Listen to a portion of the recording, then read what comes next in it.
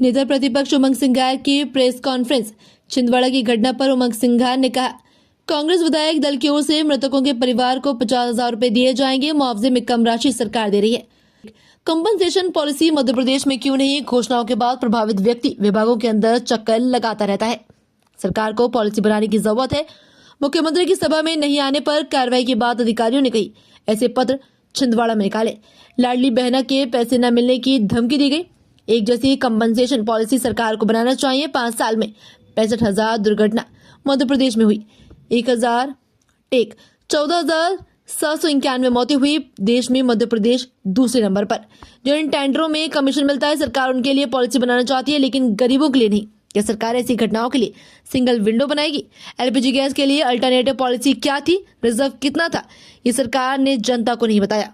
Hotel, छोटे दुकानदार अपना रोजगार कैसे चलाएंगे? क्या सरकार ने उनके लिए कुछ सोचा है? कंपनी के फायदे के लिए अगर यही संभव था तो ये पहले जनता के लिए क्यों नहीं किया गया? मैंने वही थोड़ी देर पहले आपसे यही कहा कि क्या जनता को महंगाई की मार से बचने के लिए क्या डीजल पेट्रोल के भाव कम होंगे? क्या ये अगर आप 3 रुपए कम कर रहे हैं तो क्या डीजल पेट्रोल पे आप 5 रुपए 10 रुपए कम करेंगे? आपने लाखों करोड़ों रुपए तेल कंपनियों को कमवा दिए, तो लेकिन आज महंगाई की मार देश और प्रदेश की जनता क्यों भुगते? इस पे बात होना चाहिए, सरकार को जवाब देना चाहिए। रामनवमी पे जो मुर्शिदाबाद में जो पथराव हुआ है रामनवमी पे जुलूस पे, इस पे क्या कहेंगे? वहाँ इलेक्शन भी है। जब भी चुनाव आते धर्म की बात होती है, हिंदू मुस्लिम की बात होती है। ये भारतीय जनता पार्टी का एक हथियार है और इसी पे चुनाव लड़ने की बात करती है। और कैसे वोट विभाजित हो, ये भारतीय जनता पार्टी की रणनीति। घटना घटी मुख्यमंत्री जी की यात्रा को लेकर और जनपद सीओ लेटर निकालते हैं कि अगर आप नहीं आए तो आपके खिलाफ कार्रवाई की जाएगी।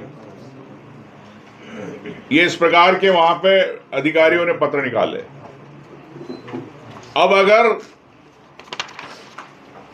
बस से दुर्घटना हो गई तो क्या उन अधिकारियों की जवाबदारी नहीं है? इन पे तत्काल कार्रवाई होना चाहिए जो जिन्होंने इस प्रकार के लेटर निकाले, जिन्होंने डराया धमकाया और कहा कि अगर आप नहीं आए तो लाडली बहना के आपको पैसे नहीं मिलेंगे। तो ये भारतीय जनता पार्टी किस प्रकार से वोट लेती है डरा धमका के, इससे बड़ा उदाहरण ये छिंदवाड़ा की घटना का नहीं है। साथ में मैं ये भी कहना चाहता हूं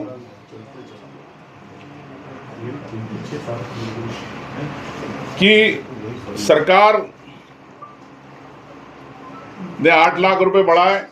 कल जब हमने 4 लाख की मुआवजे की बात करी, इस पर एक सरी की पूरी पॉलिसी हो, एक जैसी पॉलिसी हो, इस पे मैं समझता हूँ सरकार को 24 घंटे में निर्णय लेना चाहिए।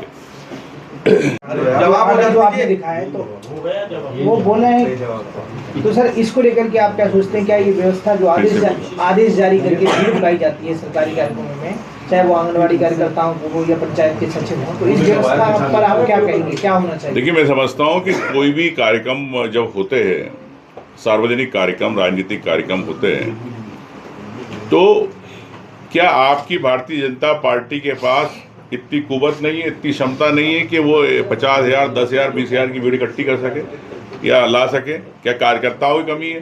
क्यों आप सरकारी अधिकारियों कर्मचारियों पर निर्भर है? क्यों सरकारी धन आम जनता के धन पे आप है? ये बस के पैसे कौन दे रहा है?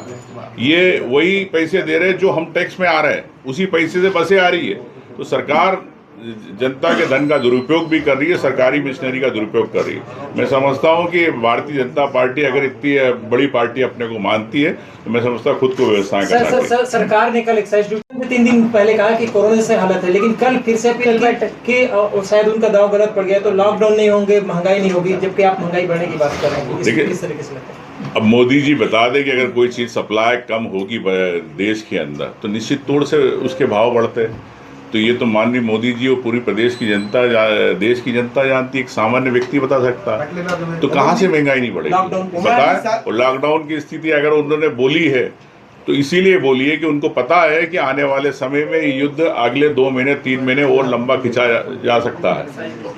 तो लेकिन जनता पे बोझ क्यों, जनता पे महंगाई की मार क्यों? क्या आप आपके टैक्स में से पैसे कम करेंगे? क्या आप 60 रुपये 70 रुपये पेट्रोल करेंगे? क्या डीजल आप सस्ता करेंगे? क्या गैस की सिलेंडर आप सस्ती करेंगे? और उसका अल्टरनेट क्या है? आपके पास कौन से रिजर्व है?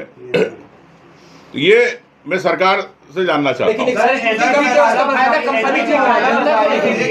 एलपीजी कालाबाजारी के लिए और होर्डिंग को रोकने के लिए सरकार ने हेल्पलाइन नंबर्स और कंप्लेंट का एक चैनल बनाया है। सर, कांग्रेस के कार्यकर्ता और कांग्रेस इस पे क्या एक्शन लेगी कि कितनी रिपोर्टिंग बढ़ा सके और क्या इसके लिए कोई अभियान होगा? इसकी मॉनिटरिंग। देखिए, मॉनिटरिंग तो अपनी जगह, लेकिन मैं समझता हूँ कि आम व्यक्ति जो ऑनलाइन सिलेंडर बुक करते हैं उनको भी आज 30 दिन 35 दिन पे सिलेंडर मिलने लग गए। तो सरकार सप्लाई नहीं दे पा रही मॉनिटरिंग की बात, तो सरकार के पास खुद के पास सिस्टम है। कांग्रेस के कार्यकर्ताओं अगर शिकायत करते हैं तो क्या सरकार उस पर कार्रवाई करती है? क्या सरकार छापे मारेगी? सरकार समय आने पे इस बात को नई कलेक्टर गाइडलाइन आ रही, प्रदेश भर में जिले के दाम जो है वो बढ़ जाएंगे। एक तरफ आप हजारों करोड़ का कर्जा लेना चाहते हो और एक तरफ आप जो कलेक्टर गाइडलाइन बढ़ा रहे हो। तो सरकार जनता से भी टैक्स भी लेना चाहती है और जनता पर कर्ज लेके कर्ज का बोझ भी देना चाहती है। तो ये भारतीय जनता पार्टी या मुख्यमंत्री जी या इस भाजपा सरकार की क्या नीति है आम जनता के लिए, ये स्पष्ट नहीं है। और क्यों इतना, मैं कहता हूँ, प्रदेश की जनता क्यों इतना टैक्स दे रही है? क्या आपको लाभ मिल रहा है? क्या प्रदेश की जनता को बिजली सस्ती मिल रही है? क्या प्रदेश की जनता को एलपीजी गैस सस्ती मिल रही है? क्या प्रदेश की जनता को पेट्रोल डीजल सस्ता मिल रहा है? तो आप टैक्स क्यों दे रहे हो? क्यों प्रॉपर्टी टैक्स आप दे रहे हो? आप सब प्रदेश की जनता से मैं कहना चाहता हूं कि सामने आए, अपनी बात को बोले। और अधिकार है कि अगर आपको पानी शुद्ध मिलना चाहिए तो आपका अधिकार है, जमीन आपको सस्ती मिलना ये आपका अधिकार है, आपको पेट्रोल डीजल सस्ता मिलना चाहिए आपका अधिकार है, शिक्षा आपको सस्ती मिलना चाहिए ये आपका अधिकार है। इसके लिए मैं प्रदेश की जनता को कहना चाहता हूं कि अपनी बात आपको कहना पड़ेगी। हम तो आपकी बात की लड़ाई के लिए तैयार खड़े होकर लड़ रहे हैं। Thank you.